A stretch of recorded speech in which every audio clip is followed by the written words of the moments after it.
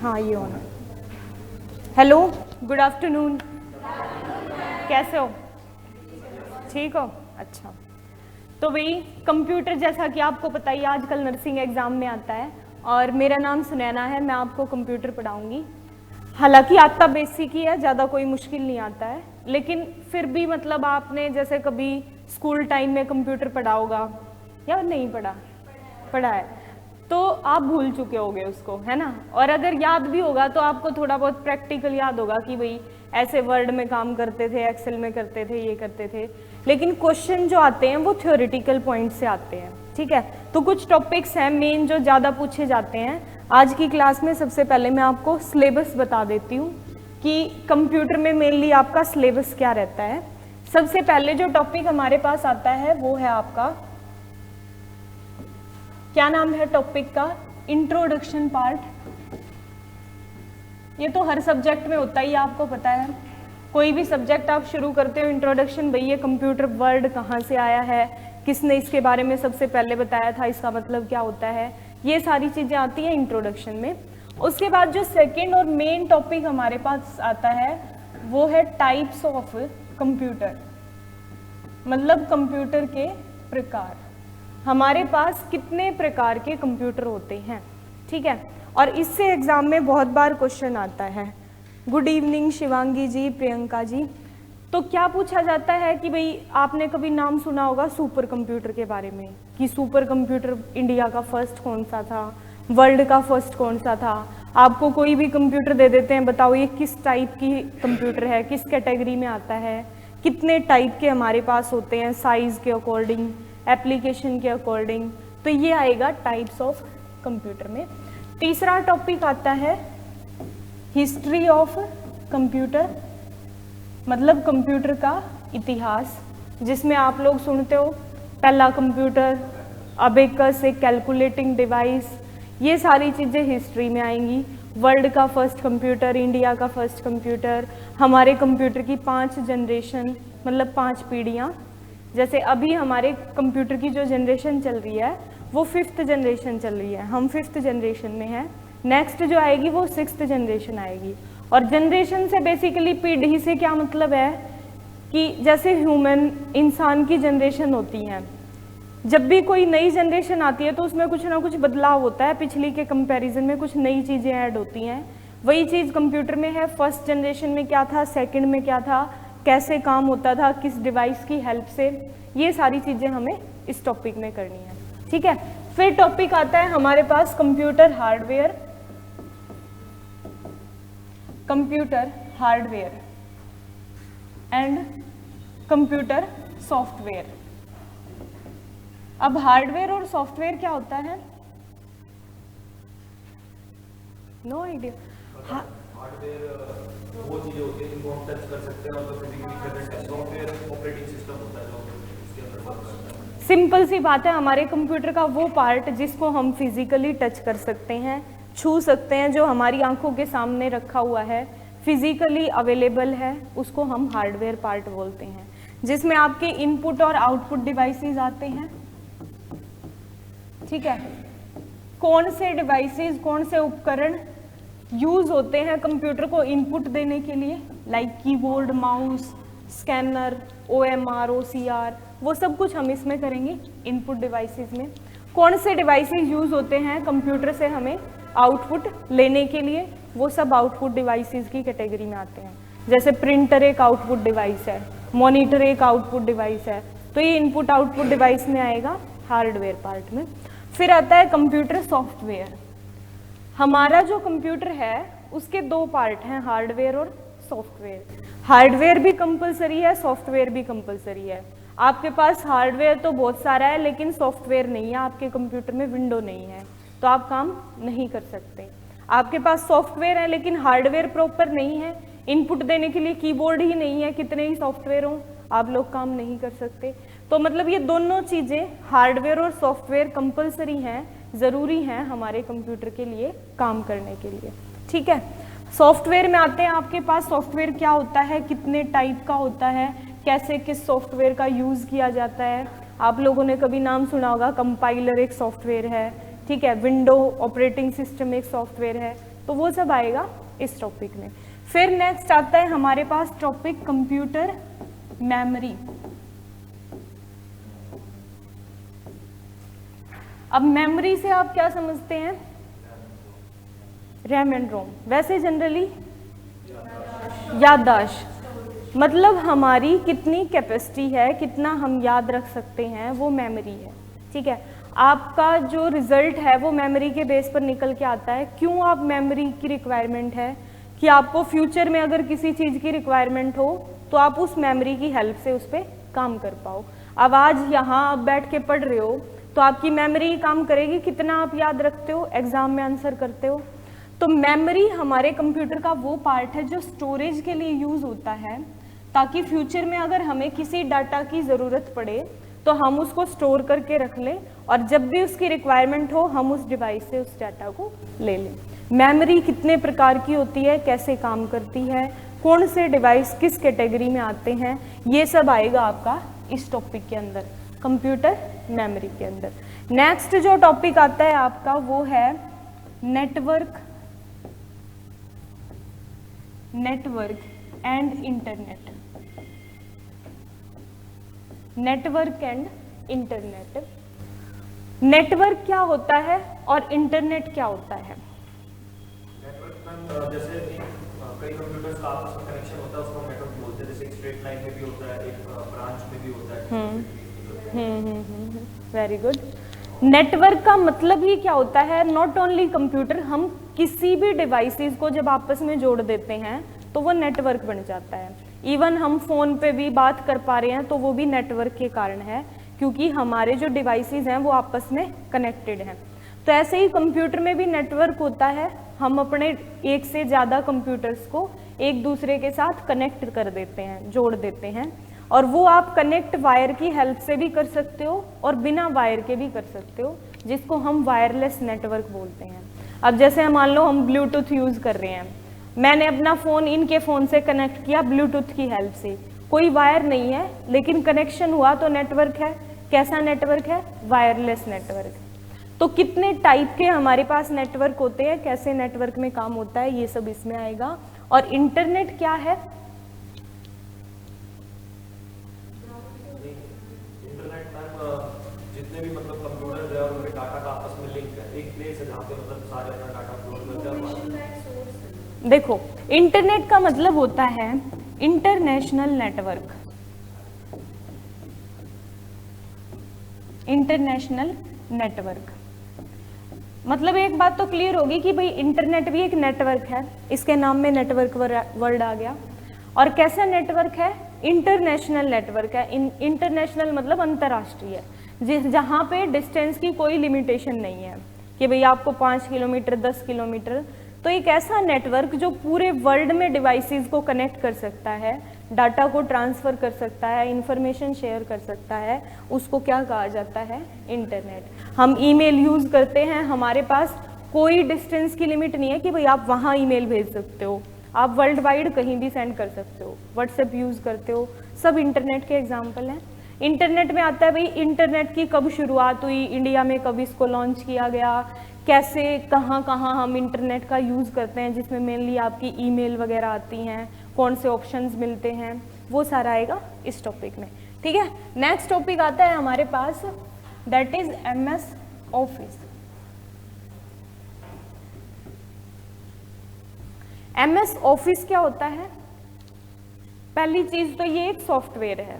ठीक है, हमारे कंप्यूटर में हम अपनी मर्जी से एक सॉफ्टवेयर इंस्टॉल कर सकते हैं जिसको कहते हैं MS ऑफिस, जिसमें MS का मतलब है माइक्रोसॉफ्ट, जो कि एक कंपनी है कंप्यूटर वर्ल्ड में। बिल गेट्स जिसके फाउंडर हैं, आपको पता ही है। और ऐसे ऐसे क्वेश्चन, तुमने PGI स्टाफ नर्स का भी पिछले साल ही शायद पेपर हुआ था, उसमें क्वेश्चन आया था कि माइक्रोसॉफ्ट कंपनी के फाउंडर कौन है? बिल गेट्स माइक्रोसॉफ्ट के फाउंडर हैं। ठीक है, तो ये माइक्रोसॉफ्ट कंपनी का सॉफ्टवेयर है MS ऑफिस, जिसको जब आप इंस्टॉल करते हो तो आपको 5 सॉफ्टवेयर का एक पैकेज मिलता है, Word, Excel, PowerPoint, Outlook और एक्सेस। आउटलुक और एक्सेस आपको नहीं करना, आपको वर्ड, एक्सेल मेनली करना है और थोड़ा बहुत पावर पॉइंट के बारे में। ठीक है, तो ये आएगा MS ऑफिस में। और उसमें भी मेनली जो बार्स होती हैं, टाइटल बार कहाँ होती है, स्टेटस बार कहाँ होती है, इसके अलावा जो शॉर्टकट कीज होती हैं कि भाई ये शॉर्टकट की बताओ किस काम के लिए होती है, वो सारी चीज़ें इसमें आएंगी। ठीक है, फिर हमारे पास टॉपिक आता है फुल फॉर्म्स। ठीक है, एब्रीविएशंस, हमारे कंप्यूटर में कौन सी फुल फॉर्म्स मेनली होती हैं जो कि हम लोग यूज़ करते हैं, वो आएगा इसमें। तो ये है आपके मेन टॉपिक जो कंप्यूटर में आपको कवर करने हैं। बीच में छोटे मोटे टॉपिक्स इनके साथ आते रहेंगे, पर मेन ये है। ठीक है, मतलब ज़्यादा कोई लंबा चौड़ा सिलेबस नहीं है, एडवांस आपको करना नहीं है।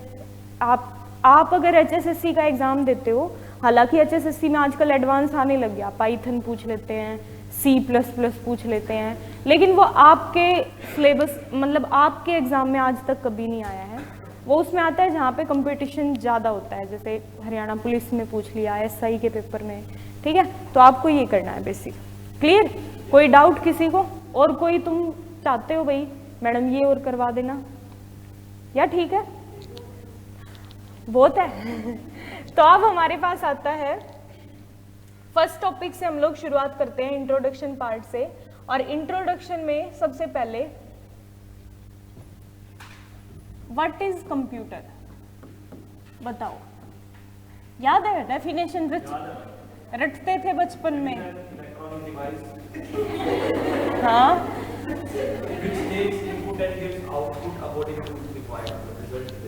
सही बात है। बचपन से मतलब जब से बच्चा कंप्यूटर पढ़ना शुरू करता है, सबसे पहले तो डेफिनेशन ही आती है, और डेफिनेशन में वो यही चीज याद करता है, रटता है, कुछ भी लगा लो। It is an electronic machine, it is an electronic device. तो बिल्कुल सही है, हमारा कंप्यूटर एक इलेक्ट्रॉनिक डिवाइस है। क्या है? इलेक्ट्रॉनिक डिवाइस है। और इलेक्ट्रॉनिक डिवाइस का मतलब क्या है? बिजली से चलने वाला उपकरण है, एक ऐसी मशीन है जो बिजली से चलती है। इलेक्ट्रॉनिक डिवाइस है, इनपुट लेता है और उसको आउटपुट में कन्वर्ट करता है। हाँ, वो भी बताएंगे। Convert input to output. पहली चीज तो ये हमारे सामने जो रखा हुआ है, जो आप ये देख रहे हो, मॉनिटर, कीबोर्ड, CPU, हम इसको कंप्यूटर मानते हैं। लेकिन हमारी डेफिनेशन क्या कहती है? एक ऐसी इलेक्ट्रॉनिक मशीन जो इनपुट ले आउटपुट दे, वो कंप्यूटर है। तो सिर्फ ये कंप्यूटर नहीं है, ऐसा कोई भी इलेक्ट्रॉनिक डिवाइस जो इनपुट आउटपुट पे काम करता है उसको हम कंप्यूटर कहते हैं। हमारा स्मार्टफोन एक कंप्यूटर है, इलेक्ट्रॉनिक डिवाइस है, इनपुट लेता है, आउटपुट देता है।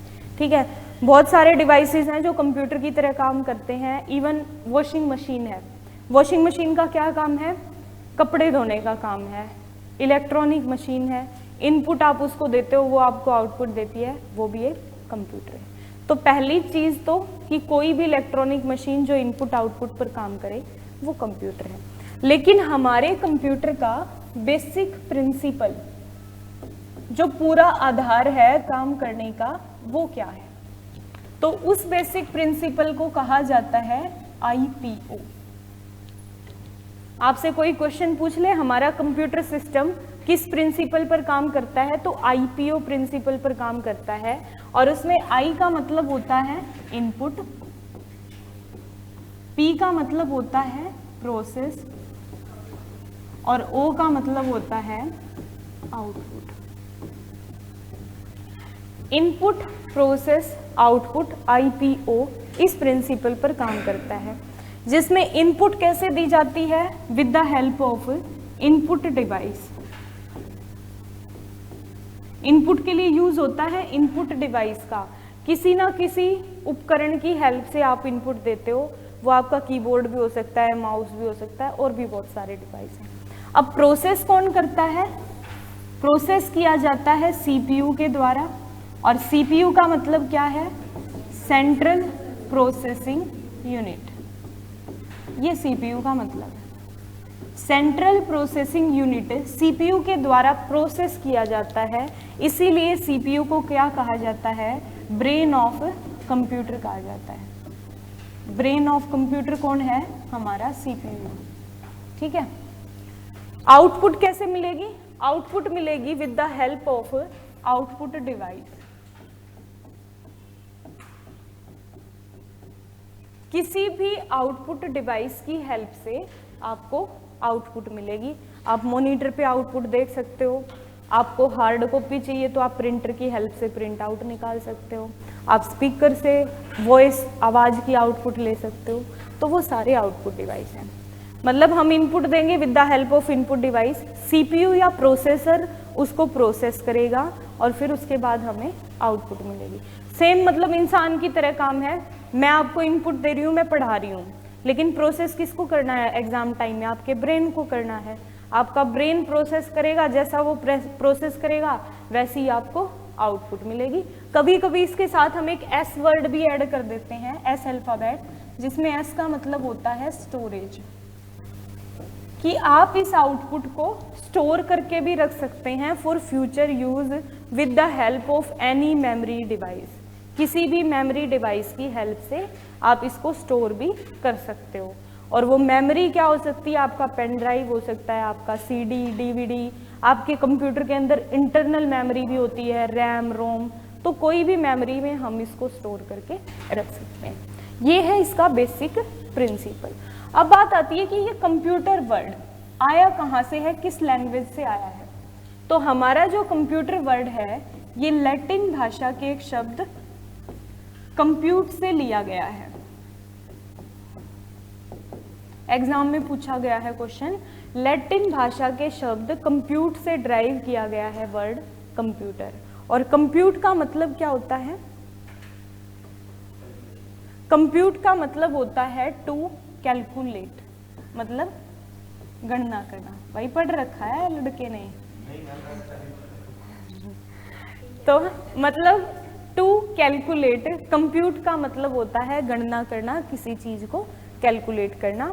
और कंप्यूट वर्ड से क्यों आया? क्योंकि शुरू में जब हमने स्टार्ट किए थे इलेक्ट्रॉनिक डिवाइसेस बनाने, तो हम कंप्यूटर नहीं बना पाए थे, हमने कैलकुलेटिंग डिवाइस बनाए थे। बहुत सारे डिवाइस बनाए थे जो सिर्फ कैलकुलेशन का काम करते थे, और उन्हीं से आगे चलकर कंप्यूटर बना था। तो इसको कंप्यूट वर्ड से ही ड्राइव कर लिया गया। ठीक है, इतनी बात क्लियर है? यहाँ तक कोई डाउट नहीं किसी को? अब देखो एक चीज और, कि जो ये कंप्यूटर होता है इसके नाम में ही इसका सारा काम छिपा होता है। हर अल्फाबेट का एक मीनिंग होता है, जैसे COMPUTER।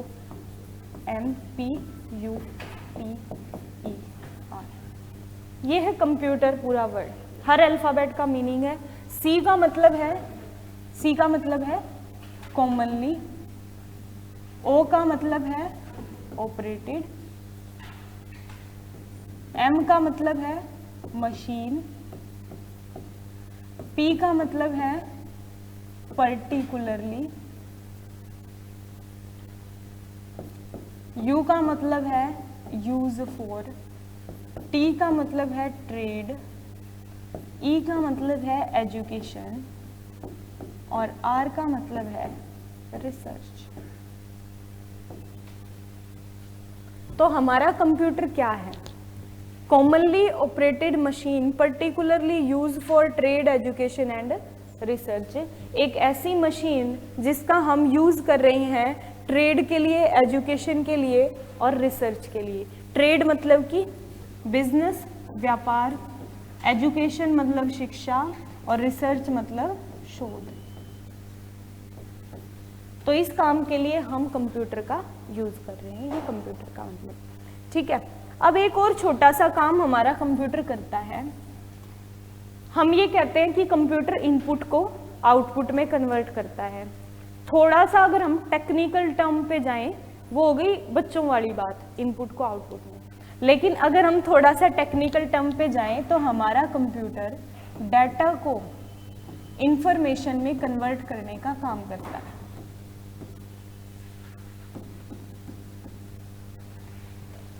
डाटा को इंफॉर्मेशन में कन्वर्ट करेगा हमारा कंप्यूटर। ठीक है, सुना है तुमने कभी डाटा, इंफॉर्मेशन? क्या होता है डाटा? डाटा होता है रॉ फैक्ट्स एंड फिगर्स, और इंफॉर्मेशन होती है जो उसका file. Very good, very good. और कुछ? देखो डाटा बिल्कुल सही है। डाटा हमारा कोई भी रो फैक्ट या फिगर हो सकती है। हिंदी में जिसको तथ्य कहते हैं ना, फैक्ट या फिगर, ठीक है, वो डाटा होती है। फॉर एग्जाम्पल मैंने ये लिख दिया 5, 20, 25, ये क्या है? डाटा है, ठीक है। 5 लिखा हुआ है, 20, 25। मैंने लिख दिया राम 10, ये भी क्या है? डाटा है। हमें कुछ नहीं पता इनका क्या लिंक है आपस में, किस काम के लिए है ये, बस हमें कुछ फैक्ट लिखा हुआ दिख रहा है, फिगर, इसका मतलब ये डाटा है। लेकिन अगर हम इसी डाटा को एक यूजफुल फॉर्म में कन्वर्ट कर दें, यूजफुल फॉर्म ऑफ डाटा, तो वो क्या बन जाती है आपके लिए? एक इंफॉर्मेशन बन जाती है। मतलब कि हिंदी में जिसको कहते हैं सूचना बन जाती है। अब इंफॉर्मेशन का मतलब ही क्या है? सूचना। मैं आपको यहाँ पे आके बताऊँ कि भाई आपका ये एग्ज़ाम है, इस डेट को है और आपको फॉर्म इस दिन से अप्लाई करने हैं सब कुछ, तो मैं आपको इंफॉर्मेशन दे रही हूँ। और एक मैं यहाँ पे बिना कुछ बोले लिख दूँ डेट, एग्ज़ाम डेट, तो आप समझ नहीं पाओगे ये क्या है। जब मैं उसको यूजफुल फॉर्म में कन्वर्ट करूँगी तो ही वो इंफॉर्मेशन बनेगी। वही चीज़ यहाँ पे है, जब हम डाटा को यूजफुल फॉर्म में कन्वर्ट कर देते हैं तो वो हमारे लिए इंफॉर्मेशन बनती है। जैसे ये डाटा है और अगर मैं इसी को ये लिख दूँ, इसी डाटा को यूज करके 5 + 20 = 25, तो ये इंफॉर्मेशन है। डाटा तो हमने अब भी यूज किया है लेकिन उसको थोड़े यूजफुल तरीके से प्रेजेंट किया है, तो वो आपकी इंफॉर्मेशन है। मैं इस राम और 10 को लिख दूं कि राम इज 10 years old, तो अब ये क्या है? इंफॉर्मेशन है। तो ये होता है डाटा और इंफॉर्मेशन। एग्जाम में क्वेश्चन आ चुका है, कंप्यूटर में रो फैक्ट्स और फिगर्स क्या कहलाते हैं? डाटा कहलाते हैं, ठीक है। कंप्यूटर डाटा को प्रोसेस करके किस में कन्वर्ट करता है? इंफॉर्मेशन में कन्वर्ट करता है, ठीक है। तो ये है हमारे कंप्यूटर का बेसिक इंट्रोडक्शन। क्लियर? कोई डाउट? नो डाउट, ठीक है। इजी है, मुश्किल तो नहीं है। चलो अब हम लोग आ जाते हैं अपने फर्स्ट मेन टॉपिक पे, आपका टाइप्स ऑफ कंप्यूटर। बोर तो नहीं हो रहे हो? अच्छा, अभी तुम्हारा कौन सा एग्जाम है आसपास? कब है DSSB? फॉर्म कब भरे हैं? वो नोटिफिकेशन जो आ चुका है 2022 वाला, उसके अकॉर्डिंग, ओके। और तुमने कौन से फॉर्म अप्लाई कर रखे हैं? PGI का नहीं कर रखा? कर रखा है। और HSSC के तो निकले ही नहीं थे। तुमने नहीं दिया था? वो एग्जाम हुआ था जो भी 4-5 महीने पहले। अच्छा, अभी पास आउट हुए हो? अच्छा, लेट हो गए मतलब तुम थोड़ा सा। कोई नहीं, वैकेंसी तो आती रहती है और वैसे भी तुम्हारे फील्ड में तो काफ़ी आती है वैकेंसी। ये नहीं है कि भाई आपको वेट करना पड़ता है लंबे टाइम के लिए, तो अगर तुम कंटिन्यूसली तैयारी करोगे तो हो जाएगा, ऐसी कोई बात नहीं है। अब आते हैं टाइप्स पे। Types of computer.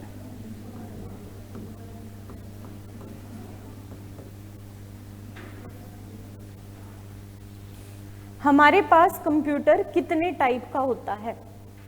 बताओ, तुम्हें कुछ आइडिया है?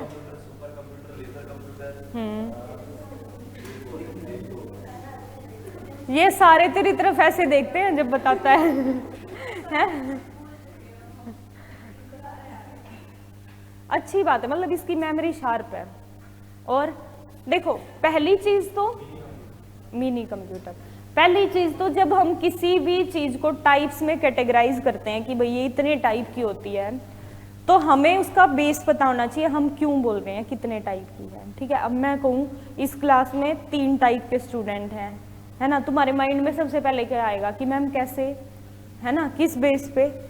अब मेरे माइंड में क्या है, हो सकता है मैं स्टडी के बेस पे बोल रही हूँ, हो सकता है मैं क्वालिफिकेशन के बेस पे, हो सकता है मैं वैसे फिजिकल अपीयरेंस के अकॉर्डिंग बोल रही हूँ, भाई हाइट वगैरह। तो मतलब पहली चीज जो हमें पता होनी चाहिए वो बेस, आधार पता होना चाहिए। तो हमारे पास टाइप्स के लिए 3 बेसिस हैं,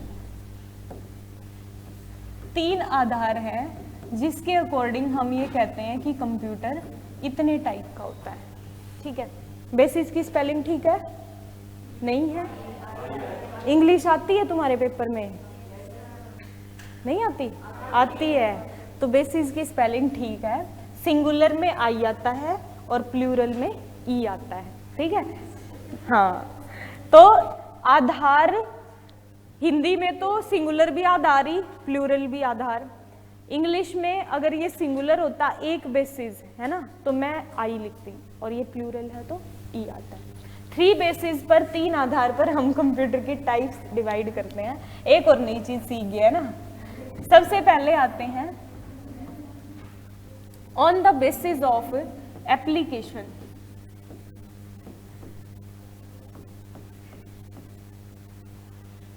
on the basis of application मतलब कि कार्य के आधार पर हमारा कंप्यूटर कैसे काम कर रहा है।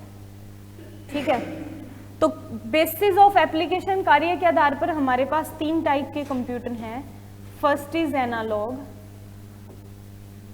सेकंड डिजिटल,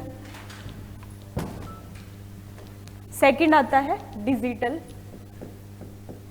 और थर्ड आता है आपका हाइब्रिड। पहली चीज तो जो आपको याद रखनी है, एप्लीकेशन के बेस पर हमारे पास कितने टाइप के कंप्यूटर होते हैं? 3 टाइप्स के, एनालॉग, डिजिटल और हाइब्रिड। डिटेल में करेंगे आगे एनालॉग कौन से हैं, डिजिटल और हाइब्रिड। फिर आते हैं on the basis of size, मतलब आकार। हमारे कंप्यूटर का साइज कितना बड़ा है, देखने में कितना बड़ा हमारा कंप्यूटर है, उसके बेस पर हमारे पास 4 टाइप के कंप्यूटर होते हैं। माइक्रो, मिनी, मेन फ्रेम और सुपर। मतलब साइज, आकार के आधार पर हमारे पास 4 टाइप के कंप्यूटर होते हैं, माइक्रो, मिनी, मेन फ्रेम और सुपर। अब अगर हम ये देखें छोटा कौन सा है, बड़ा कौन सा है, तो हमने लिखे हैं ये इंक्रीजिंग ऑर्डर में। सबसे छोटा माइक्रो, उसके बाद मिनी, फिर मेन फ्रेम और फिर सुपर। ये 4 टाइप के आते हैं साइज के अकॉर्डिंग। तीसरा जो बेस आता है वो है पर्पस, मतलब उद्देश्य।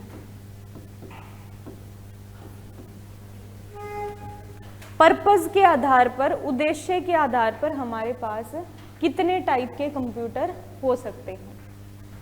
फर्स्ट इज, तुम में से किसी को हिंदी इंग्लिश वाली प्रॉब्लम तो नहीं है? मतलब इतनी इंग्लिश तुम सारे समझते हो। जनरल पर्पस, अरे हंसने वाली बात नहीं है, होती है। मतलब कई जैसे बैचेज होते हैं भाई, जो बच्चे हिंदी मीडियम में पढ़े होते हैं तो उनके लिए हिंदी में लिखना पड़ता है। फिर जैसे अब जनरल पर्पस में लिखूंगी तो साथ साथ लिखूंगी इसको सामान्य उद्देश्य। ठीक है, हाँ ठीक है। तो जनरल पर्पस और स्पेशल पर्पस। हमारे पास पर्पस मतलब उद्देश्य के अकॉर्डिंग 2 टाइप के कंप्यूटर होते हैं, जनरल पर्पस और स्पेशल पर्पस। यहाँ तक क्लियर? पहली चीज तो तुम्हें ये पता होना चाहिए भाई कितने टाइप। अगर मान लो वो तुमसे क्वेश्चन पूछ ले, how many types of computer, option दे दे 3, 4, 2, 5, तो अब तुम क्या आंसर करोगे? 3। क्यों? अगर उसने कुछ नहीं लिखा तो तुम बाय डिफॉल्ट एप्लीकेशन मान लोगे, लेकिन वो गलत हो जाएगा। तो आपको बाय डिफॉल्ट साइज मानना है। तो आपको आंसर करना है 4 टाइप के होते हैं अगर उसने कुछ भी ना लिखा तो। और अगर उसने लिख के दिया भाई on the basis of size बताओ कितने हैं एप्लीकेशन, तो तुम्हें पता ही है। ठीक है, अब हम लोग इनको एक एक करके पढ़ते हैं, लेकिन पहले थोड़ा सा ये सुन लो क्योंकि इसमें ऐसा कुछ ज़्यादा है नहीं। जनरल पर्पस कंप्यूटर कौन से होते हैं और स्पेशल पर्पस कौन से होते हैं?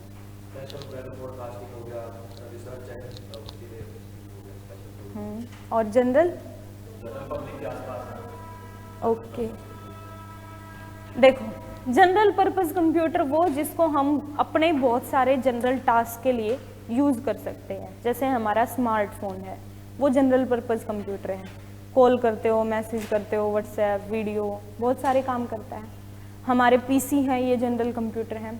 स्पेशल पर्पस कंप्यूटर वो होते हैं जिनको बनाया ही किसी एक स्पेशल पर्पस के लिए होता है कि ये कंप्यूटर हम इस काम के लिए डिज़ाइन कर रहे हैं, तो उनको स्पेशल पर्पस कंप्यूटर कहते हैं। जैसे जितने भी अपने सुपर कंप्यूटर हैं, रिसर्च में यूज़ होते हैं, साइंटिफिक टास्क में, ठीक है, वेदर फोरकास्टिंग में, वो सब स्पेशल पर्पस होते हैं, ठीक है, वो सब स्पेशल पर्पस हैं। इसके अलावा अपने भी नॉर्मल बहुत सारे स्पेशल पर्पस हैं। जैसे हमने एक मतलब चीज़ पढ़ी कि वॉशिंग मशीन एक कंप्यूटर है, तो वो किस कैटेगरी में आएगा? वो स्पेशल में आएगा। उसका एक ही काम है, वो कपड़े धोएगी, उसमें गाने तो नहीं सुन सकते तुम, वीडियो तो नहीं देख सकते। तो वॉशिंग मशीन को इसी काम के लिए डिज़ाइन किया गया है कि वो कपड़े वॉश करने का काम करे, उसका एक स्पेशल पर्पज़ है, तो वो आपका स्पेशल पर्पज़। तो जनरल स्पेशल पर्पज़ में तो ये छोटी सी चीज़ है जो आपको याद रखनी है। जनरल पर्पज़ कौन से हैं? स्पेशल। अब आ जाते हैं हम एप्लीकेशन के बेस पर, जो 3 टाइप है। वही ऑनलाइन स्टूडेंट्स कमेंट कर देना अगर कुछ ना समझ आए तो। अब तक क्लियर है? अब आते हैं सबसे पहले एनालॉग, फिर डिजिटल, और तीसरे आते हैं हाइब्रिड।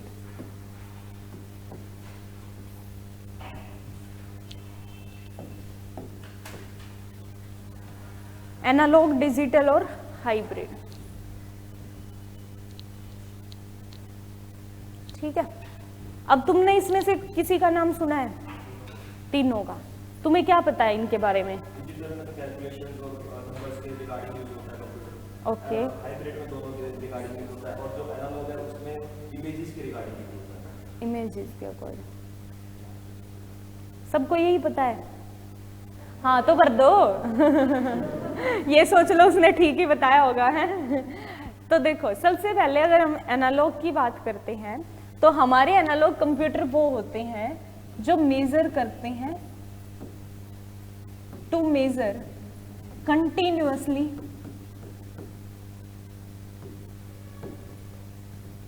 Any physical unit.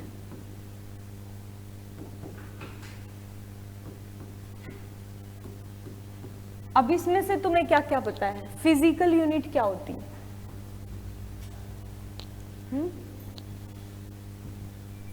एक ऐसा कंप्यूटर जो लगातार मेजरमेंट करेगा, और किसकी करेगा?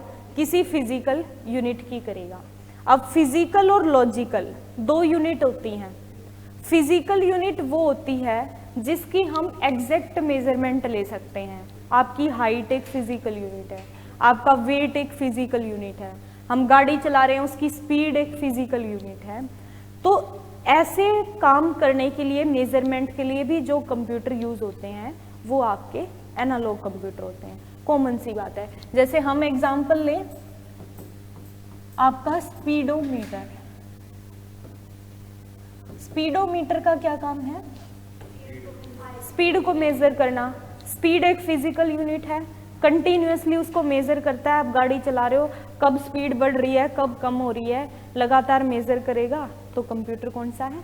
एनालॉग है। स्पीडोमीटर आपका एनालॉग कंप्यूटर है। इसके अलावा जैसे वोल्ट मीटर होता है, वोल्टेज मेजर करने के लिए, टेम्परेचर मेजर करने के लिए, मतलब जो भी ऐसे डिवाइस होते हैं वो सब एनालॉग की कैटेगरी में आते हैं। फिर आते हैं डिजिटल कंप्यूटर पे। एक ऐसा कंप्यूटर जो वर्क करता है नंबर्स पर, ठीक है, नंबर्स पर काम करता है, नंबर की फॉर्म में ही इनपुट लेता है और नंबर फॉर्म में ही आपको आउटपुट देता है, ठीक है। अब जैसे हम अपने पर्सनल कंप्यूटर की बात करें, देखो पर्सनल कंप्यूटर पीसी जहां भी हम बोलते हैं ना, तो उस पीसी में हमारे सारे कंप्यूटर आ जाते हैं। हमारे डेस्कटॉप, लैपटॉप, नोटबुक, मैकबुक, हमारे स्मार्टफोन सब आते हैं। और वो सब किस कैटेगरी में आते हैं, वो सब आपके डिजिटल कंप्यूटर की कैटेगरी में आते हैं। एग्जाम में क्वेश्चन पूछा जा चुका है, हमारे पर्सनल कंप्यूटर किस कैटेगरी के कंप्यूटर हैं, एनालॉग हैं, डिजिटल हैं, हाइब्रिड हैं, वो सब डिजिटल हैं। डिजिटल क्यों है, आपने नंबर सुना हो, आपने एक बार मतलब कई बार सुना होगा बाइनरी नंबर सिस्टम, ठीक है, 0 1, हमारे सारे पर्सनल कंप्यूटर 0 और 1 पर काम करते हैं। उनमें इनपुट भी 0 और 1 में आ जाती है, आउटपुट भी 0 और 1 में आती है। बाइनरी लैंग्वेज जिसको कहते हैं, उस लैंग्वेज में ये सारे कंप्यूटर काम करते हैं। अब 0 1 नंबर है, नंबर पे जो काम कर रहा है वो डिजिटल कंप्यूटर है, ठीक है। तो हमारे पर्सनल कंप्यूटर किस कैटेगरी में आते हैं, डिजिटल की कैटेगरी में। अब देखो एक छोटा सा एग्जांपल है, एक डिवाइस दोनों तरीके से काम कर सकता है, एनालॉग और डिजिटल। एग्जांपल कोई, स्मार्टफोन करता है, और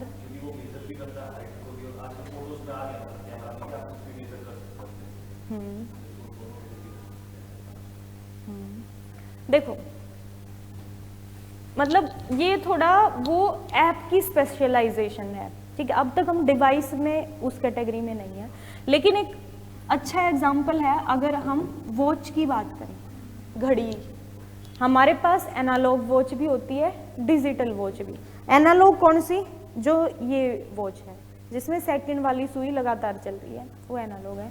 और आजकल बच्चे, छोटे छोटे बच्चे कहते हैं ना डिजिटल वॉच चाहिए, मेरे को डिजिटल वॉच चाहिए। तो वो डिजिटल वॉच कौन सी है, जिसमें आपको टाइम इस तरीके से लिखा हुआ मिलता है, 5:10:15, डायरेक्टली नंबर की फॉर्म में आपको आउटपुट दे रही है, तो वो डिजिटल वॉच है। ये डिफरेंस है एनालॉग और आजकल जो ये एक्टिवा वगैरह 6G आती हैं, इसमें स्पीडोमीटर भी डिजिटल आने लग गए हैं, स्पीड आपको लिखी हुई मिलेगी, इतनी स्पीड चल रही है, ठीक है। तो ये एनालॉग और डिजिटल होता है। एक ऐसा कंप्यूटर जिसमें एनालॉग की भी क्वालिटी है और डिजिटल की भी क्वालिटी है एक साथ, ये नहीं है कि भाई कभी एनालॉग है कभी डिजिटल, एक साथ दोनों काम कर रहा है, उसको हम कहते हैं हाइब्रिड कंप्यूटर, ठीक है। एक ऐसा कंप्यूटर जो एनालॉग और डिजिटल दोनों का काम करे। अब एनालॉग का काम कंटिन्यूअसली मेजर करना, डिजिटल का काम नंबर की फॉर्म में आउटपुट देना, ये दोनों काम करने हैं, वो है आपका हाइब्रिड। एग्जाम्पल क्लॉक में होता है, और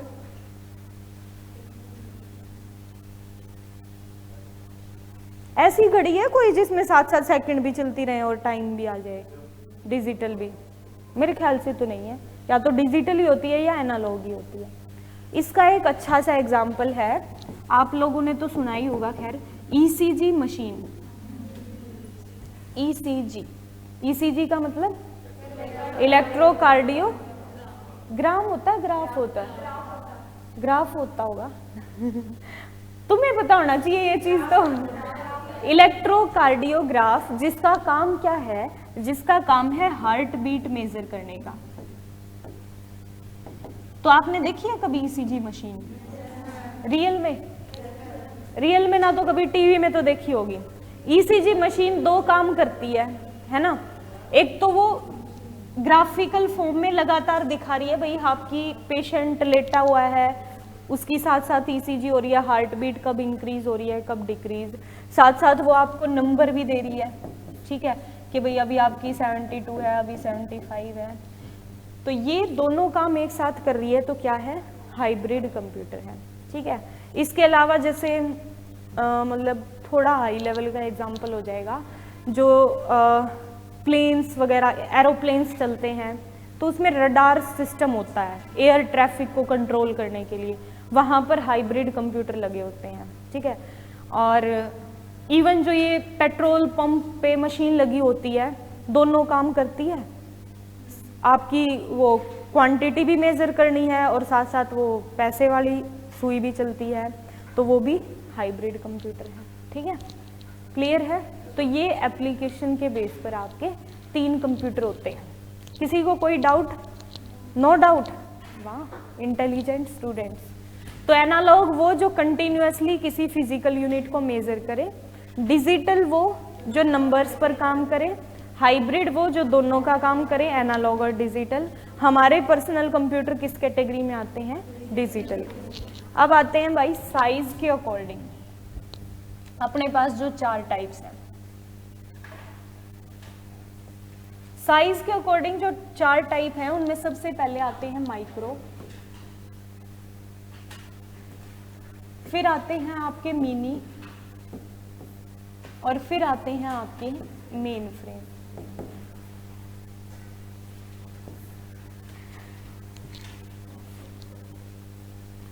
अब मैंने ये कहा कि साइज मतलब आकार के अकॉर्डिंग हमारे पास ये 4 टाइप हैं। तो साइज से, आकार से आप क्या समझते हो?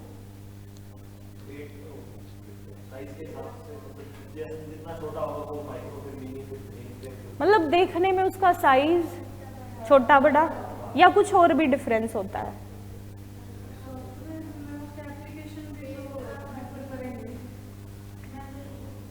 साइज, फिजिकल साइज भी, उसका देखने में वो कितना बड़ा छोटा है वो भी, उसकी स्टोरेज कैपेसिटी भी, कितना डाटा वो स्टोर कर सकता है।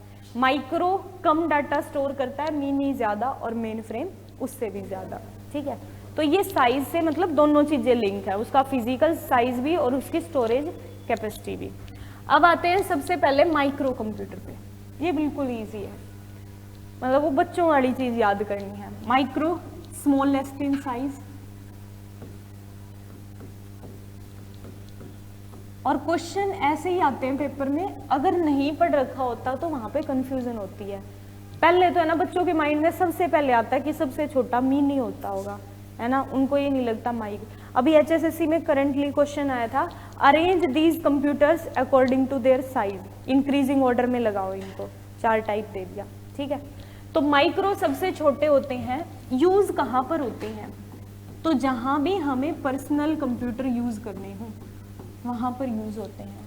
अब मैं आपसे पूछूं, हमारे पर्सनल कंप्यूटर साइज के अकॉर्डिंग किस कैटेगरी में आते हैं? माइक्रो में आते हैं। हमारा फोन, लैपटॉप, नोटबुक सब कुछ इस कैटेगरी में आता है, ऑल पीसीज। ठीक है, पर्सनल यूज के लिए यूज होते हैं, तो मतलब स्टोरेज जहां पे कम करनी होती है। अब बंदा अपने पर्सनल यूज के लिए उसको यूज करेगा तो उसके पास कोई ज्यादा अमाउंट नहीं होगा डाटा का, उसी काम के लिए उसको यूज करना है। तीसरी चीज, जितने भी हमारे पास कंप्यूटर हैं उन सब में सबसे शॉर्ट लाइफ होती है माइक्रो कंप्यूटर्स की। शॉर्ट लाइफ समझते हो? कितने टाइम के लिए स्मूथली काम कर सकते हैं, कितनी होती है इनकी लाइफ? है कुछ आइडिया? अरे वैसे तो बता दो, तुम कितने साल फोन चला लेते हो? फिर भी तुम कितने ही अच्छे से संभाल के रख लो, 20 साल तक फोन चला लोगे? चलाने का मतलब ये नहीं है कि संभाल के रख लिया अलमारी में कि हाँ मेरे पास रखा हुआ है, वो काम स्मूथली कर रहा है या नहीं कर रहा है। तो मतलब जितने भी अपने पास हैं इनकी लाइफ सबसे शॉर्ट होती है, और ये माना जाता है कि मैक्सिमम 10 साल तक ये काम कर सकते हैं, मैक्सिमम। ठीक है, तो ये हैं हमारे, बल्कि पहले जो वो डेस्कटॉप कंप्यूटर आते थे वो ज्यादा चल जाते थे, है ना, उनको बेचारे कई साल तक घसीटते रहते थे। और आजकल जो जितने महंगे फोन, जितने महंगे लैपटॉप, उतनी शॉर्ट लाइफ। अब कंपनी बेचेगी तो ये भी तो है भाई, पैसे वाला बंदा है, खरीद सकता है तो दोबारा भी खरीदेगा। ठीक है, तो ये होते हैं आपके माइक्रो। मतलब इसके बारे में मेन चीज जो याद रखनी है, एक तो स्मॉलेस्ट इन साइज और एक हमारे पर्सनल कंप्यूटर इस कैटेगरी में। फिर आते हैं मिनी। अब माइक्रो से बड़े हैं, ठीक है, माइक्रो से बड़े कंप्यूटर हैं मिनी कंप्यूटर। ये कहाँ यूज होते हैं? है कुछ आइडिया? बैंक में। और देखो, जहां पर हमारे पास बड़ा अमाउंट हो डाटा का, मतलब कुछ हजारों तक लोग हैं, ठीक है, उन सब का रिकॉर्ड हमें मेंटेन करना है, तो हम यूज करते हैं मिनी का। जैसे कि आपका कोई हॉस्पिटल है, हाँ, स्कूल है, कॉलेज है, कोई ऑर्गेनाइजेशन है, बैंक की एक ब्रांच है, वहां पर हम मेनली यूज करते हैं मिनी कंप्यूटर का। ठीक है, स्कूल में, कॉलेज में, हॉस्पिटल में, किसी ऑर्गेनाइजेशन में ये यूज़ हो सकते हैं, कंपनी में। इनकी लाइफ की बात करें तो इनकी लाइफ मानी जाती है लगभग 20 ईयर्स तक, 20 साल तक काम कर सकते हैं ये कंप्यूटर। अब तुमने एक चीज सुनी है कभी, सिंगल यूजर और मल्टी यूजर? कौन से कंप्यूटर सिंगल यूजर होते हैं और कौन से मल्टी यूजर होते हैं?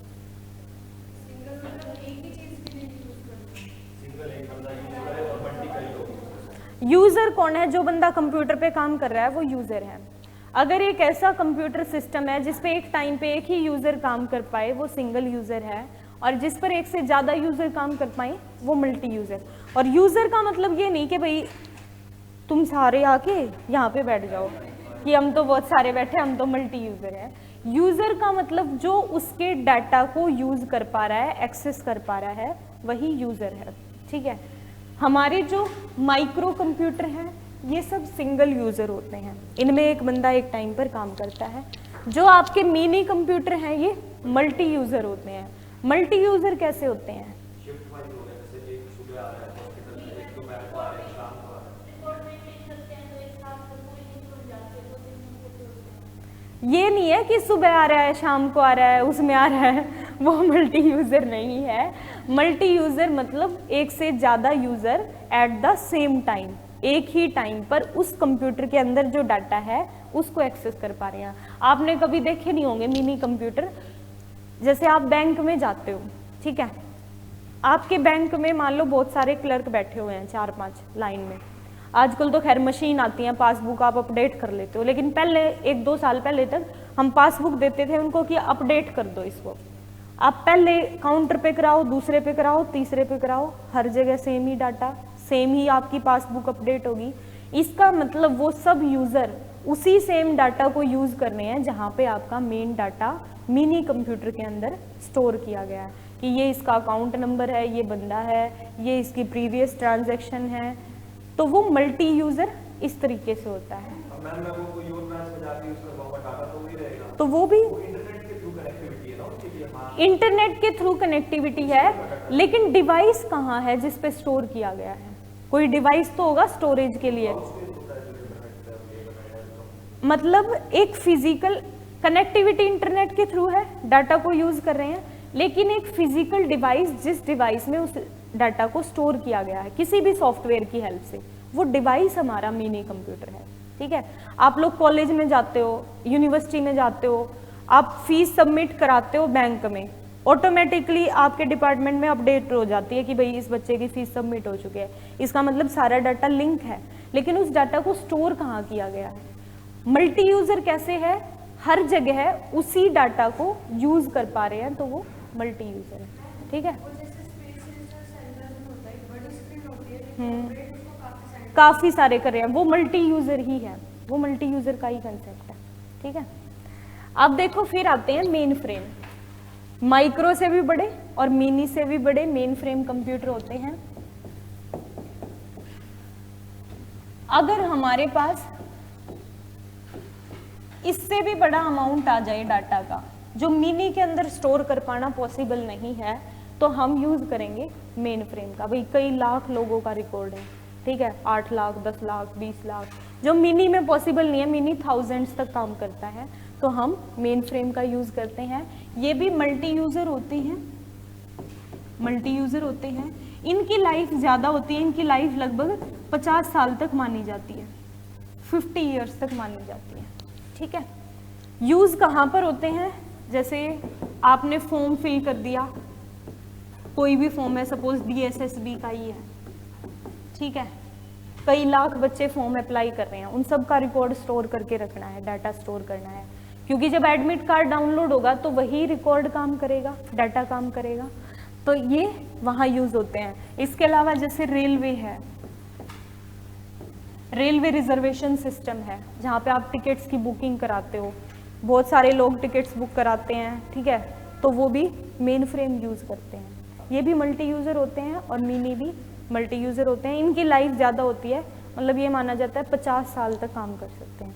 जैसे कंपनियां कंप्यूटर, पर्सनल कंप्यूटर बनाती हैं, जैसे ये LG का है, डेल का है, ठीक है, ऐसे ही कंपनी मिनी और मेन फ्रेम कंप्यूटर भी बनाती हैं, उनको परचेज किया जाता है, डाटा स्टोरेज के लिए यूज किया जाता है। क्लियर है? कोई डाउट किसी को? No doubt.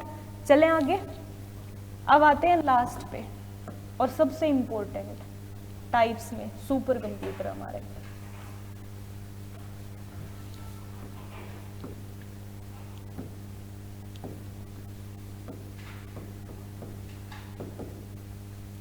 सुपर कंप्यूटर क्या होते हैं?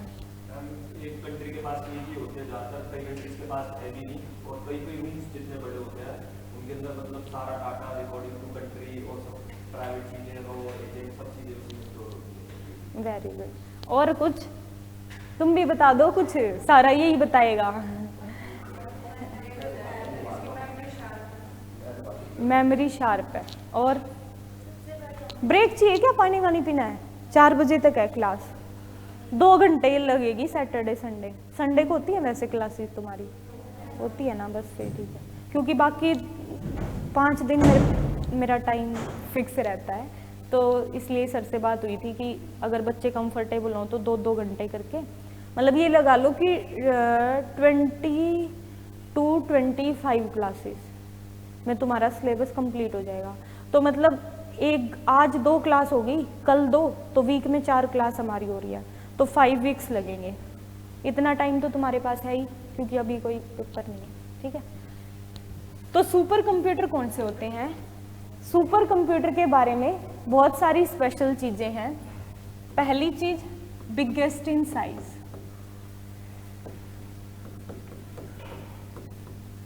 और साइज भी कितना बड़ा, ये माना जाता है कि रूम लाइक साइज है, मतलब हमारे कमरे जितना बड़ा आकार होता है सुपर कंप्यूटर का। आप उसको कैरी करना तो भूल ही जाओ कि कोई उठा के आज इधर रख रहा है, कल उधर रख रहा है, ठीक है। तो ये होते हैं सुपर कंप्यूटर। जितने भी हमारे कंप्यूटर हैं उनमें फास्टेस्ट इन स्पीड, स्पीड में सबसे फास्ट होते हैं, तेज होते हैं। फास्ट क्या मतलब? सुपर फास्ट होते हैं, नाम ही सुपर हो गया, तो स्पीड इनकी इतनी तेज होती है। मतलब नॉर्मली ये माना जाता है कि बाकी कंप्यूटर्स की स्पीड जिस यूनिट में हम मेजर करते हैं उस यूनिट में सुपर कंप्यूटर की स्पीड मेजर भी नहीं हो सकती, इतनी तेज स्पीड होती है, ठीक है। अलग यूनिट इसके लिए बनानी पड़ती है। यूज कहाँ पर होते हैं? तो मेनली आपके science, engineering applications,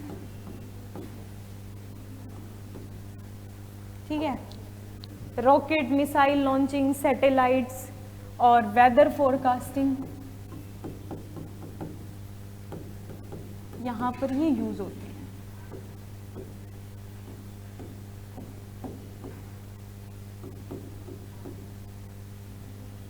weather forecasting कैसे आपको पता चलता है कि आज टेम्परेचर इतना रहेगा, आज बारिश आएगी? तो वेदर फोरकास्टिंग से ही होता है। और वो वेदर फोरकास्टिंग किसकी हेल्प से होती है? सुपर कंप्यूटर की हेल्प से होती है, ठीक है। प्रोजेक्टर्स, प्रोजेक्टर मतलब प्रोजेक्टर एक आउटपुट डिवाइस है। यहाँ पे प्रोजेक्टर का कोई लिंक नहीं है। जो आप मूवी देखते हो सिनेमा हॉल में बड़ी सी स्क्रीन पर, वो प्रोजेक्टर होता है, यहाँ नहीं है। नॉर्मली क्लासरूम्स में भी प्रोजेक्टर तुमने अगर कभी देखा हो, बड़ी बड़ी क्लासरूम होते हैं जहाँ पे पीछे वाले बच्चों को बोर्ड पे दिखाई ना दे, तो बीच में एक हम बड़ी स्क्रीन लगा देते हैं जिसको प्रोजेक्टर कहा जाता है। मैं जो भी यहाँ लिखूँ वो उस प्रोजेक्टर पर दिखाई दे, वो आउटपुट डिवाइस होता है, ठीक है। तो सुपर कंप्यूटर जो है ये सबसे बड़े होते हैं साइज में, रूम लाइक साइज होता है, फास्टेस्ट इन स्पीड होते हैं। और यूज कहाँ पर होते हैं? तो इस काम के लिए यूज होते हैं। एक छोटी सी चीज और, सुपर कंप्यूटर की स्पीड की यूनिट क्या है? यूनिट समझते हो? किसी भी चीज को मेजर करने के लिए हम यूनिट यूज करते हैं, ठीक है। मेमोरी की नॉर्मली आप लोग डिस्टेंस मेजर करते हो किलोमीटर में, भाई यहाँ से दिल्ली बाईपास कितना है? 1 किलोमीटर भी नहीं है। छोटी यूनिट भी होती है, बड़ी यूनिट भी होती है। मीटर छोटी है, किलोमीटर बड़ी है।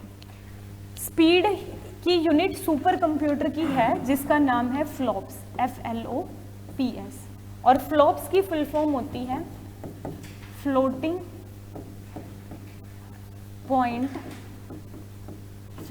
पॉइंट ऑपरेशंस पर सेकेंड। फ्लोटिंग पॉइंट ऑपरेशंस पर सेकेंड फ्लॉप्स की फुल फॉर्म सुपर कंप्यूटर की मेजरमेंट की स्पीड की यूनिट है, सुपर की। अब बाकी कंप्यूटर्स की कैसे होती है, माइक्रो, मिनी, मेन फ्रेम की, तो उनकी यूनिट होती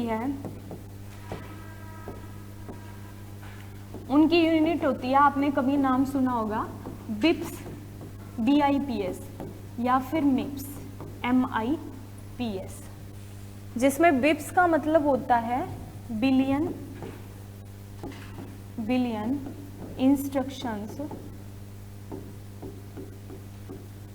पर सेकेंड, और मिप्स का मतलब होता है मिलियन इंस्ट्रक्शंस पर सेकेंड। ठीक है, ये बाकी तीनों कंप्यूटर्स की स्पीड के लिए यूनिट होती है बिप्स और मिप्स, और ये सुपर कंप्यूटर की स्पीड के लिए यूनिट होती है फ्लॉप्स। ठीक है, क्लियर है, याद रख लोगे इतनी चीज। अच्छा, प्रोसेसर की स्पीड किस में मेजर होती है?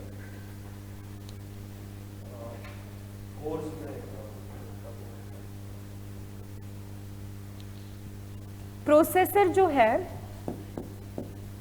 जो माइक्रो प्रोसेसर हमारे कंप्यूटर में है, जो प्रोसेसिंग का सारा काम कर रहा है, उसकी स्पीड मेगाहर्ट्ज या गीगाहर्ट्ज में मेजर होती है, मेगाहर्ट्ज या गीगाहर्ट्ज में। HSSC ने अभी क्वेश्चन पूछा था करंटली कि किस कंप्यूटर की, सॉरी, प्रोसेसर की स्पीड किस यूनिट में मेजर होती है। आजकल ज़्यादा गीगाहर्ट्ज होता है क्योंकि गीगा बड़ी यूनिट है। ठीक है, ध्यान रख लोगे। चले आगे,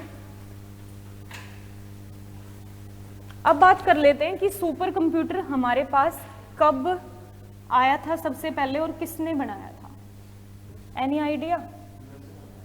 USA ने बनाया था। अगर हम लोग बात करते हैं पहले वर्ल्ड की, वर्ल्ड में फर्स्ट सुपर कंप्यूटर कौन सा है? तो वर्ल्ड का फर्स्ट सुपर कंप्यूटर माना जाता है जिसका नाम है क्रे 1। और ये जो कंप्यूटर है इसको 1976 में, 1976 में एक व्यक्ति थे जिनका नाम था सीमर क्रे, उनके द्वारा बनाया गया थे। इंडिया के पास है, अभी बताते हैं इंडिया का भी। 1976 में आया वर्ल्ड का फर्स्ट सुपर कंप्यूटर जिसका नाम क्रे 1, बनाया किसने? सीमर क्रे ने। USA के थे सीमर क्रे। ठीक है, हालांकि इससे पहले एक और कंप्यूटर बन चुका था सुपर कंप्यूटर जिसका नाम CDC 6600 था, लेकिन उसको एक्सेप्ट नहीं किया गया। तो आज के टाइम में हम इसी को फर्स्ट सुपर कंप्यूटर मानते हैं। अगर हम लोग बात करें इंडिया की, इंडिया का फर्स्ट सुपर कंप्यूटर क्या नाम है बता दो। एग्जाम में ना ऑप्शन दे दूं? चलो, एक तो ऑप्शन सिद्धार्थ, एक ऑप्शन आर्यभट्ट, एक ऑप्शन परम और एक ऑप्शन प्रत्यूष। परम। और अब मेरी गर्दन हिल गई ना, तो परम ठीक है? तो देखो सही है, इंडिया का फर्स्ट सुपर कंप्यूटर जिसका नाम है परम। पूरा नाम वैसे परम 8000 है। मतलब शायद ही कोई ऐसा एग्जाम जाता होगा जिसमें ये क्वेश्चन ना आता हो। परम 8000 इंडिया का फर्स्ट सुपर कंप्यूटर, बनाया कब? तो 1991 में। किसने बनाया? तो हमारे इंडिया की एक कंपनी है जिसका नाम है CDEC। फुल फॉर्म पता है CDEC की? बताओ। Centre for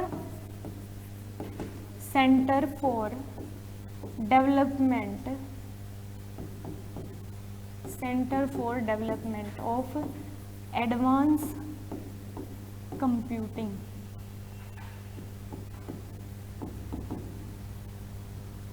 centre for development of advance computing, ये सीडेक की फुल फॉर्म है। इस कंपनी का हेडक्वार्टर है, ऑर्गेनाइजेशन है, इसका हेडक्वार्टर है पुणे में, तो कई बार इसको सीडेक पुणे भी लिख देते हैं। इस कंपनी ने सबसे पहले इंडिया का ये सुपर कंप्यूटर बनाया था, परम 8000। ये लगा लो कितनी पीछे हैं हम, 15 साल, वर्ल्ड में 76 में आ गया था। और एक व्यक्ति हैं जिनका नाम है विजय भाटकर, भास्कर नहीं है, भाटकर है, BHAT। इनको कहा जाता है फादर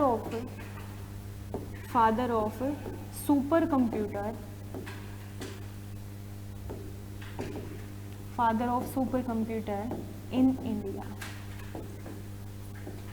भारत में, इंडिया में सुपर कंप्यूटर के फादर हैं विजय भाटकर। ठीक है, क्यों हैं? क्योंकि ये इसी कंपनी में काम करते थे और सबसे पहला इनिशिएटिव सुपर कंप्यूटर बनाने का इन्होंने लिया था, इसलिए इनको फादर ऑफ सुपर कंप्यूटर। ठीक है, ये दो ही याद करने हैं, वर्ल्ड का फर्स्ट क्रेमन, इंडिया का फर्स्ट परम 8000।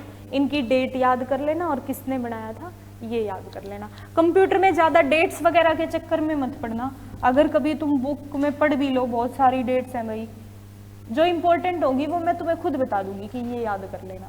ठीक है, अब हम लोग बात करते हैं स्पीड की। सुपर कंप्यूटर के लिए स्पीड बहुत मैटर करती है। ठीक है, जितनी तेज सुपर कंप्यूटर काम करेगा उसको उतना ही अच्छा सुपर कंप्यूटर माना जाएगा, कितनी फास्ट वो काम कर रहा है। स्पीड में अभी वर्ल्ड में फर्स्ट कौन है, मतलब वर्ल्ड का फास्टेस्ट सुपर कंप्यूटर कौन सा है? तो उस कंप्यूटर का नाम है फुगाको, FUGAK। जापान का है, जापान का है, और इसको 2020 में लॉन्च किया गया है, 2020 में, जून 2020 में इसको लॉन्च किया गया था। वो कोरोना काल जब चल रहा था ना, कोविड, सारे बाकी कंट्री लगी रही वैक्सीन बनाने में, और जापान ने बना लिया सुपर कंप्यूटर। वैक्सीन तो खरीद लेंगे, बाकी कोई बना लेगा, हम सुपर कंप्यूटर बना लेते हैं। ठीक है, तो वर्ल्ड का first super computer, sorry fastest super computer है फुगाको। सेकंड नंबर पे जो है उसका नाम है समिट। वैसे फर्स्ट ही है, मतलब ज़्यादा इंपॉर्टेंट याद करना, लेकिन फिर भी करना चाहो तो कर लेना। सेकंड पे समिट है, ये USA का है, ये फर्स्ट था 2020 से पहले तक। ठीक है, ये USA का है। और हम इंडिया की बात करते हैं, इंडिया का फास्टेस्ट सुपर कंप्यूटर क्या नाम है उसका? ऑप्शन दे दूं? चलो, परम, प्रत्यूष, परम सिद्धि, मिहिर। प्रत्यूष, इसके तो तुक्के भी सही लग रहे हैं, परम सिद्धि है, देख लो। इंडिया का फास्टेस्ट सुपर कंप्यूटर है, उसका नाम है परम सिद्धि। हाँ, ये परम सिद्धि इंडिया का अभी सबसे तेज सुपर कंप्यूटर है और इसकी 63 रैंक है वर्ल्ड में। देखो भाई, वर्ल्ड में 63 है, हमारे इंडिया का सबसे तेज है। ठीक है, दूसरे नंबर पे इंडिया का सेकंड, जो मैंने आपको ऑप्शन दिया था, प्रत्यूष। प्रत्यूष दूसरे नंबर पे और इसकी 67 रैंक है। ठीक है, आसपास है, लेकिन फिर भी बहुत पीछे हैं बेचारे। ठीक है, तो ये होता है आपका first topic complete, types of computer. किसी को कोई डाउट हो तो बताओ भाई। नो डाउट, कर लोगे? तो मतलब सुपर कंप्यूटर के बारे में ये 2-4 चीज याद रखनी है। वर्ल्ड का फर्स्ट इंडिया का, वर्ल्ड का फास्टेस्ट इंडिया का फास्टेस्ट। स्पीड किस में मेजर होती है? ठीक है, कई बार तो बहुत इजी से क्वेश्चन आ जाते हैं। 67। क्लियर?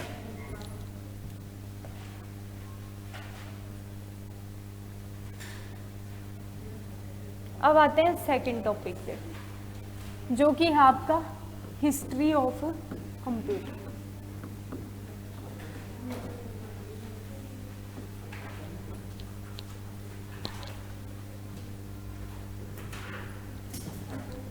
फिर डीएसएसबी का तुम्हारा क्या पैटर्न है पेपर का?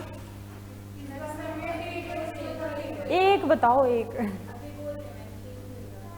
अभी क्या है पैटर्न?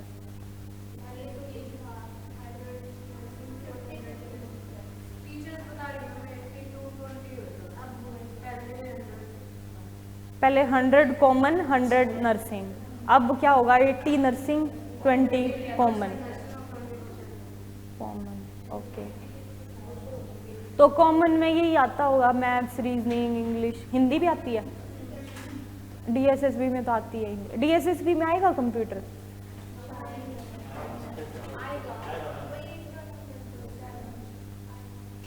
हाँ, कॉमन पोर्शन में जैसे आता है।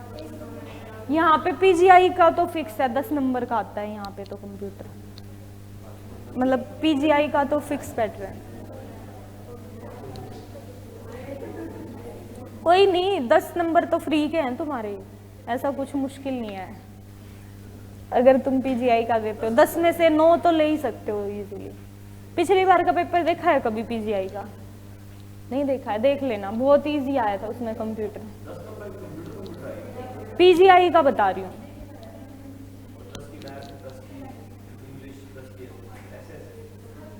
उनका नहीं पता भाई मेरे को।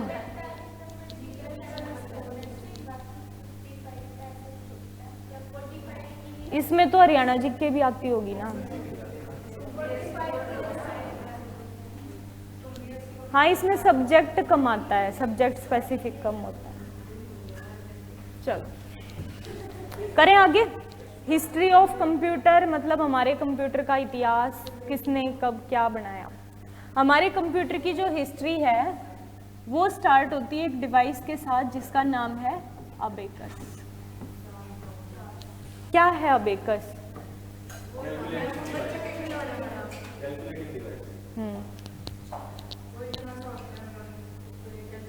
बीड्स लगी होती हैं उनको। पहले तो जब बना था तब तो बिल्कुल वो लकड़ी का होता था, उसमें कुछ नहीं इतना ज्यादा होता था। अबेकस जो है ये माना जाता है first calculating device of world.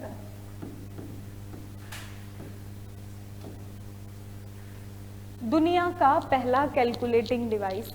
इससे पहले हमारे पास कोई डिवाइस नहीं था कैलकुलेशन के लिए। इंसान की जितनी कैपेसिटी है मैनुअली वो जितनी कैलकुलेशन कर सकता है उतनी कर सकता था। हाँ, इसकी डेट मतलब डेट फिक्स नहीं है, लेकिन लगभग 3000 BC में इसको बनाया गया था चाइना के द्वारा। 3000 BC में चाइना ने इस डिवाइस को बनाया था। फुल फॉर्म क्या होती है इसकी? तो इसकी फुल फॉर्म होती है भाई abundant beads addition and calculation utility system.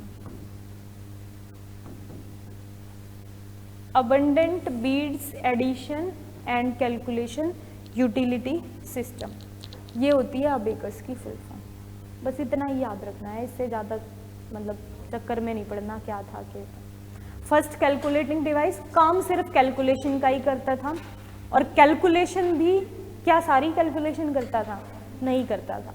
ना तो ज़्यादा बड़ी कैलकुलेशन होती वो कर पाता था, और ना ही जैसे आजकल हम जो सारी कैलकुलेशन कर लेते हैं भाई परसेंटेज निकालना है, ठीक है, पावर करना है, उस टाइप की कैलकुलेशन मेनली प्लस और माइनस ही करता था, ठीक है, ज़्यादातर। तो फिर हमारे पास एक और कैलकुलेटिंग डिवाइस आया जिसको माना जाता है second calculating device of world.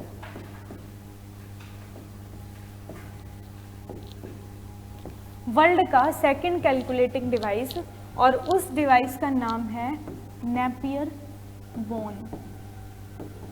Napier bone. और ये किसके द्वारा बनाया गया है? तो ये जॉन नेपियर नाम के एक व्यक्ति हैं, इनके द्वारा बनाया गया, बाय जॉन नेपियर इन 1617 में। 1617 में सेकंड कैलकुलेटिंग डिवाइस जिसने अबेकस की कुछ प्रॉब्लम्स को सॉल्व करने की कोशिश करी, लेकिन परफेक्ट डिवाइस ये भी नहीं बन पाया। इसका नाम नेपियर बोन था, जॉन नेपियर ने इसको बनाया था।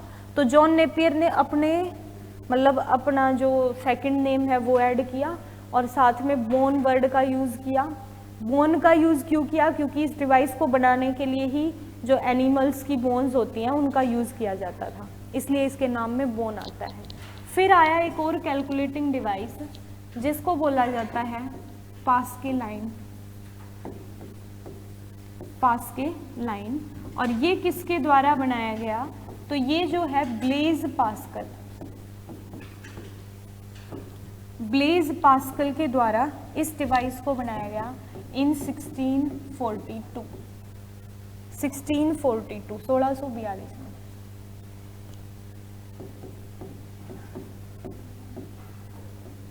1642 में, ठीक है।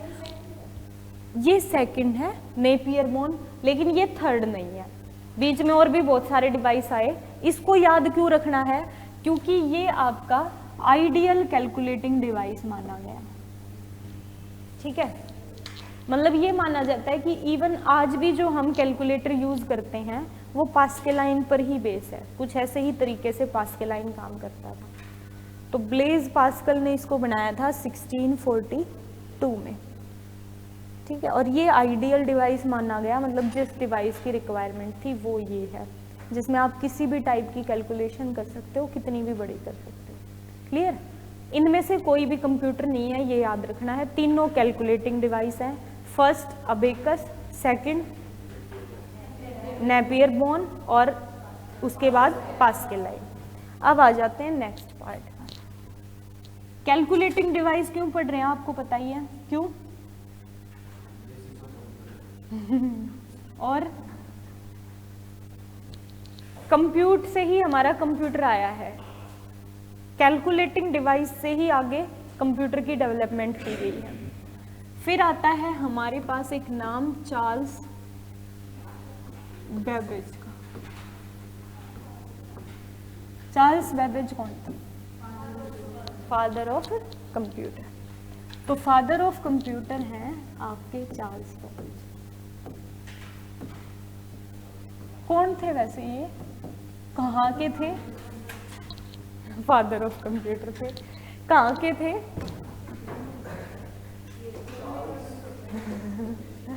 अच्छा, और इंडिया का तो नाम ही नहीं है उसका बेचारे का।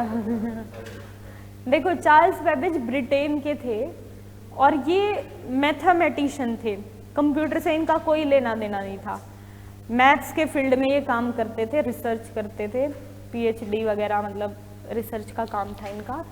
और इनको फादर ऑफ कंप्यूटर क्यों बोला गया? क्यों बोला गया?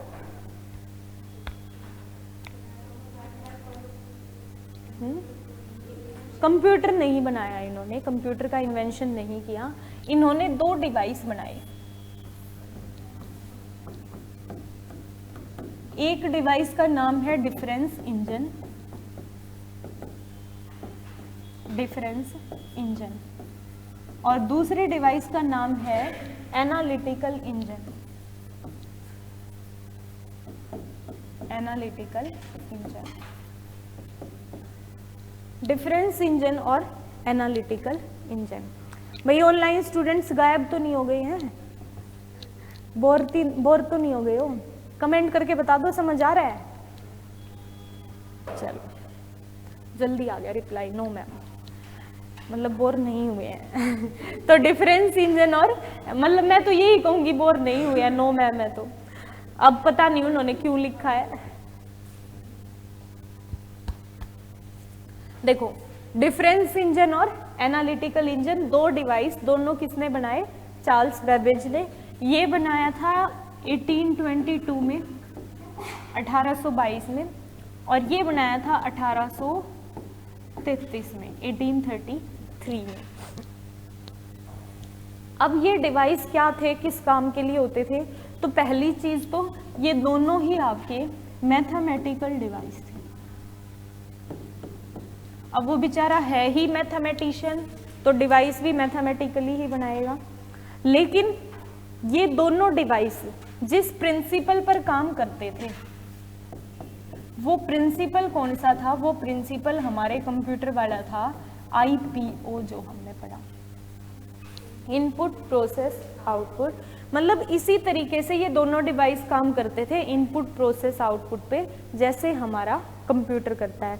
तो मतलब ये माना गया कि चार्ल्स बेबेज जो हैं, इन्होंने वो बेस, वो आधार बताया था जिस पर आगे जाके कंप्यूटर बना, और इसलिए इनको कह दिया फादर ऑफ कंप्यूटर। ठीक है, वेरी गुड।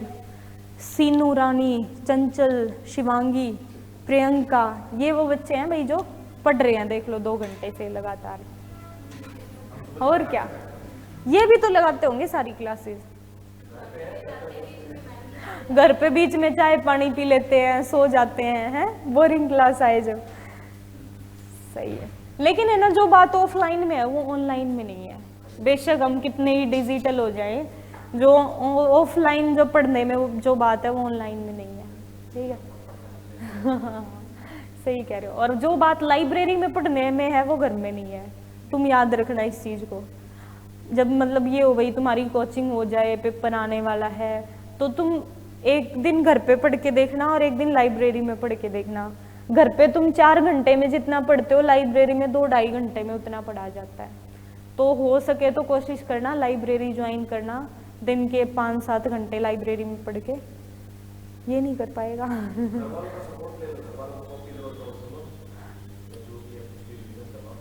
मतलब वो कहते हैं ना, जो एकाग्रता होती है वो लाइब्रेरी में अलग होती है। मतलब जो माहौल होता है, अब घर पे गर्मी आ जाएंगी, अब एसी चलेगा, तुम बैठ के पढ़ोगे, खाना खाओगे, लस्सी पियोगे फिर तुम्हें नींद आएगी अच्छी सी, फिर तुम सोचोगे चलो कोई नहीं 1-2 घंटा सो लेता हूँ, उसके बाद पढ़ूंगा, है ना। फिर 1-2 घंटा कब 2-3 घंटे में कन्वर्ट हो जाएगा, है ना। जूते चप्पल रखते हैं घर वाले इतना ध्यान नहीं, मतलब उनको भूख भी है, मतलब जैसे पता ही होता है कि कोई भी एग्जाम है, कुछ भी है, वो पता ही है कौन सी है, पापा टीचर है, ये सही है। लेकिन है ना, हर किसी के घर वाले इतना, मतलब इतने बड़े होने के बाद नहीं कर पाते इतना। यूँ सोचते हैं खुद समझदार है, इसको खुद ही पता है कब पढ़ना है। मतलब वो एक आधा केस होता है, ये वो दिखाते हैं, उनको दिखाना पड़ता है है ना, कहीं बच्चा हवा में ना उड़ने लग जाए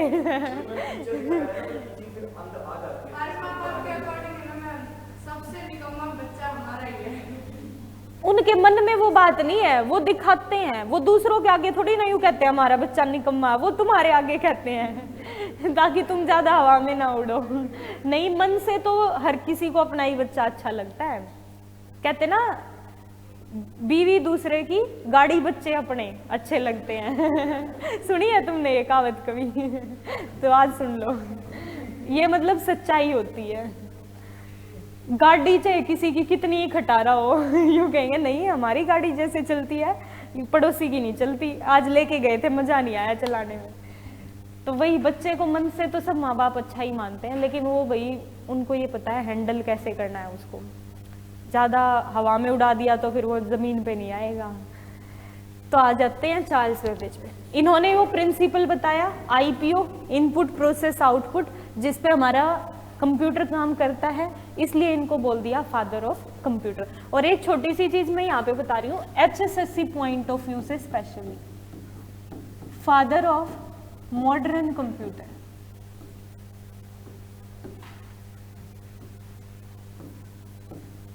HSSC में ये क्वेश्चन 2 बार आ चुका है और इसका आंसर माना गया है एलन ट्यूरिंग। Alan Turing. तो आपसे अगर फादर ऑफ कंप्यूटर पूछ ले तो आप आंसर करेंगे चार्ल्स बेबेज, और अगर आपसे फादर ऑफ मॉडर्न कंप्यूटर पूछ ले, आधुनिक कंप्यूटर के जनक, तो आप आंसर करेंगे एलन ट्यूरिंग। क्लियर? चलें आगे। अब आ जाते हैं हम मेन पॉइंट पे। अब तक हम सारे मैथमेटिकल डिवाइस की, कैलकुलेटिंग डिवाइस की बात कर रहे थे। अब आता है हमारा कंप्यूटर। वर्ल्ड का फर्स्ट कंप्यूटर कौन सा है?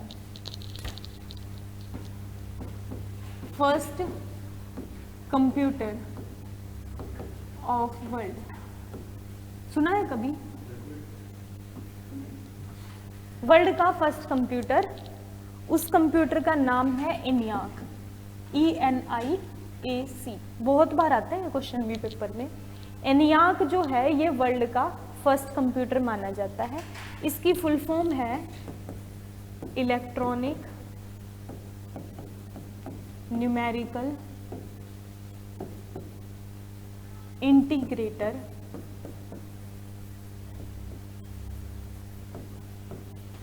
And computer.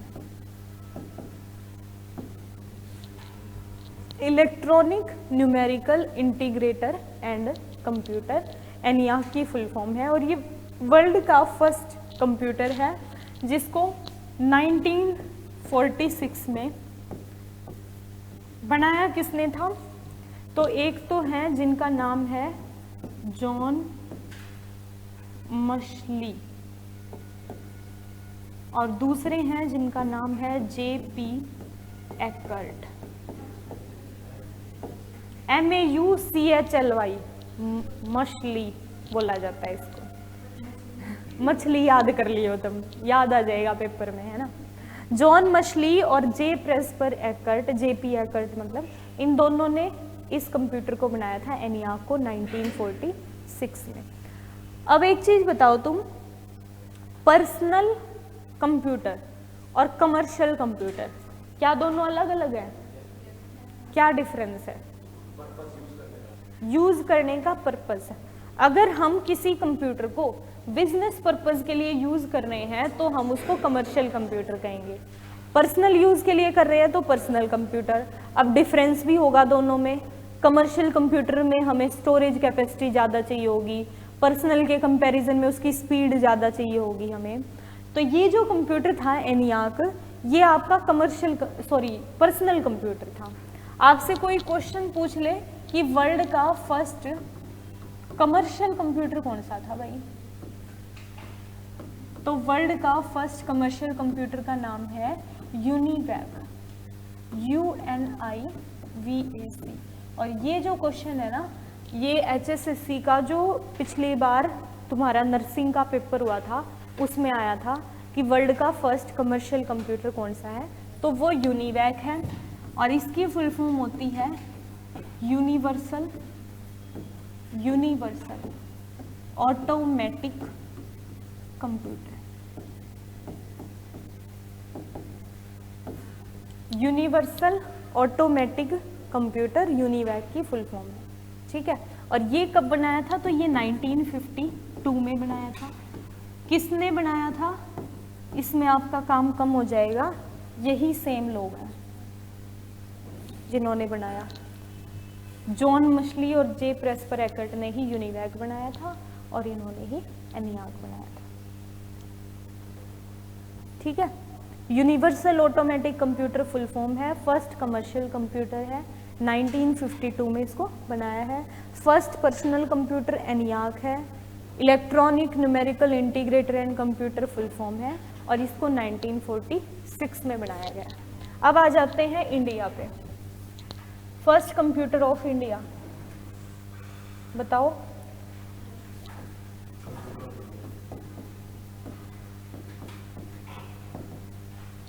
First computer of India क्या है? ऑप्शन दो, बताओ।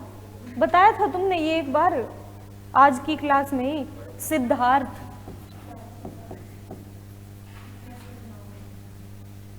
सिद्धार्थ जो है ये फर्स्ट कंप्यूटर है इंडिया का, भारत का पहला कंप्यूटर है। इसको कब बनाया? तो इसको 1986 में, बहुत पीछे चले गए भाई। 1986 में किसके द्वारा? तो हमारे इंडिया की कंपनी है एक ECI, जिसकी फुल फॉर्म होती है electronics electronics corporation of India, electronics corporation of India, इस कंपनी ने इसको बनाया है 1986 में। मतलब ये नहीं था कि भाई 86 से पहले इंडिया में कंप्यूटर था ही नहीं, यूज ही नहीं होता था। कंप्यूटर तो थे लेकिन हम परचेज करते थे, बाहर की कंट्रीज से खरीदते थे। ये वो कंप्यूटर था जिसको प्रॉपरली इंडिया में बनाया गया था, ठीक है, भारत में बनाया था। और इसको यूज करने की पूछ ले भाई, सबसे पहले इसको कहाँ यूज किया गया, तो फर्स्ट टाइम इसको बेंगलोर का मेन पोस्ट ऑफिस है वहां पर यूज किया गया, main post office of Bangalore, main post office of Bangalore 86 में ही, 16 अगस्त 1986 को, 16 अगस्त 1986 को इसको सबसे पहले बेंगलोर के मेन पोस्ट ऑफिस में लगाया गया था और वहां पर यूज किया गया था। ठीक है, any doubt? No doubt, clear? तो ये है आपके कंप्यूटर की हिस्ट्री। अब हिस्ट्री में एक चीज बच गई, आपकी 5 जनरेशन, छोड़ो 5 जनरेशन ऑफ कंप्यूटर, वो हम कल की क्लास में करेंगे। किस जनरेशन में क्या काम हुआ, कितना डेवलपमेंट हुआ, ठीक है। ऑनलाइन स्टूडेंट सबको क्लियर है? ओके, बाय, कल मिलते हैं भाई।